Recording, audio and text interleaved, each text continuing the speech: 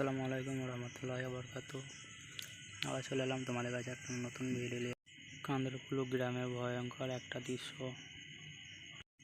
চারিদিকে কত লোকজন এসেছে দেখতেই পাচ্ছ বন্ধুরা, একতলা ঘরের সমান পানি উঠে গিয়েছে। তো দেখতে পেলে তোমরা কত দূর পানি উঠে গিয়েছে, একতলা ঘরের সমান পানি উঠে গিয়েছে। কান্দরকুলুর লোকগুলো প্রচণ্ড অসুবিধার মধ্যে পড়ে আছে। ঘর বাড়ির ছবি এখন দেখাতে পারবো না, কিন্তু রাস্তার দিকে যাচ্ছি আমরা, বানগুলো রাস্তার দিকে দেখাচ্ছি। ঘরবাড়ির ভিডিও আর খুব তাড়াতাড়ি আনার চেষ্টা করব, কিন্তু 3 দিন বৃষ্টির মধ্যে বললাম যে বেরোতে পারিনি, এই কারণে ভিডিও কিছু করতে পারিনি। আজকে বৃষ্টি ছিল, সেই কারণে চলে এলাম বন্ধুদের সাথে একটু বান দেখতে। কান্দরকুলুর লোকগুলো কীরকম পরিস্থিতির মধ্যে পড়ে আছে সেগুলো দেখতে এসেছি। দেখাই যাক কী হয়। প্রচুর লোক এসেছিলো, প্রচুর লোক এসেছিলো দেখতে। এইরকম বান দেখতে অনেকেরই ভালো লাগে, কিন্তু যারা বানের মধ্যে পড়ে আছে তাদের যে কীরকম অসুবিধা একমাত্র তারাই জানে।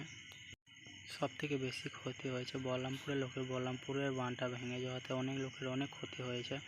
কারো হাঁস মুরগি গরু ছাগল যা যা ছিল সব কিছু ভেসে চলে গেছে বন্যার পানিতে। বলরামপুরের বাঁধ ভাঙার ভিডিওটা তোমাদেরকে একবার দেখাচ্ছি। বলরামপুরের লোকগুলো কত অসুবিধার মধ্যে আছে তোমরা নিজের চোখেই একবার দেখো।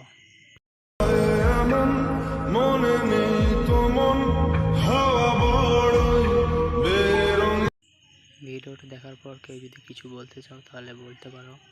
আমি প্রথম গলার ভয়েস করে ভিডিও করছি, যদি কিছু ভুল করে থাকি তাহলে ক্ষমা করে দেবেন। আমার চ্যানেলটা নতুন, সাবস্ক্রাইব করে আমার পাশে থাকবেন।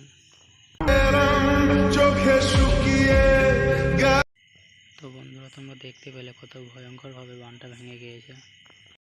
তো আবার কোনো পরে ভিডিওতে দেখা যাবে। তো ভিডিও এখানেই শেষ করলাম।